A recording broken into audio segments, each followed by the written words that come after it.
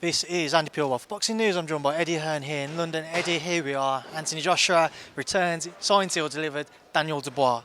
Great fight, huge event. When His Excellency said Riyadh season was coming to London, I didn't say didn't believe him, but I didn't really get the mindset behind it. And what he's built is just an incredible night. Huge main event, huge undercard, and massive night for AJ. Chance to become a 3-division world champion.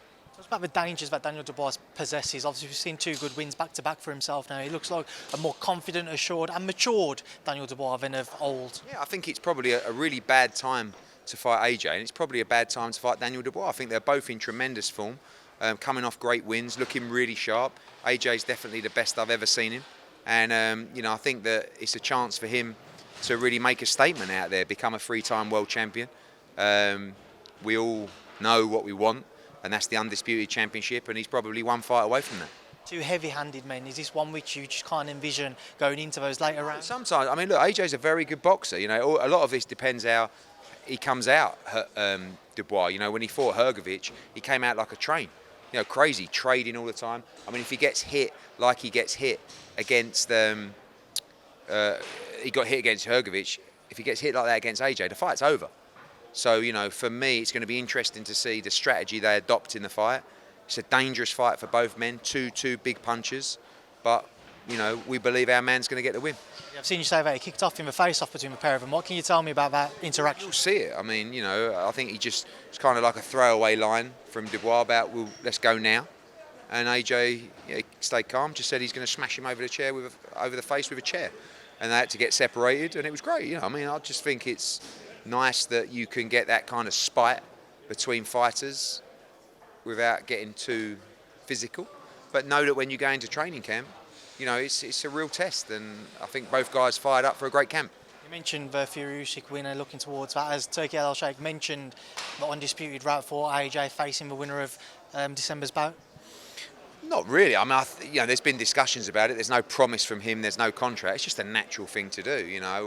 If AJ wins in style here, that he's going to go out and he's going to want a shot undisputed. Everyone's going to want to see him fight for undisputed. So, it's a massive opportunity.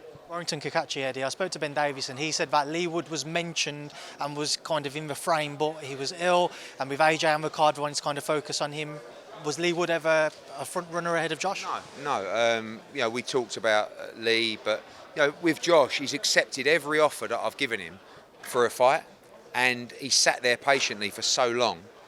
And this opportunity come, and it was just amazing timing.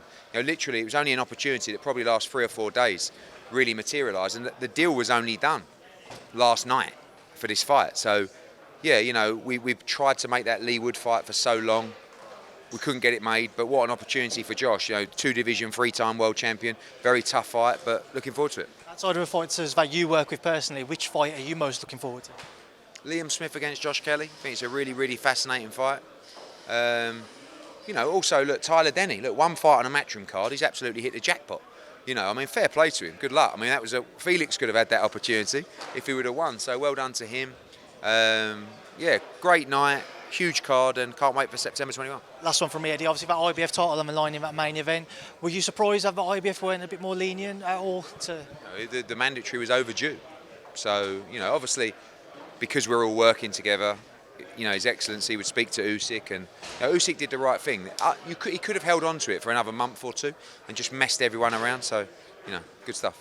Eddie, and also had to Phoenix out. Unbelievable fight, Estrada-Rodriguez. Yeah, this week, head to Phoenix tomorrow morning. Not just that, Sonny Edwards in a great fight, Ramla Ali fighting for the world title, and huge card, big crowd, going to have about 10,000 in there. Could be fight of the year. Thank you, Eddie. Cheers.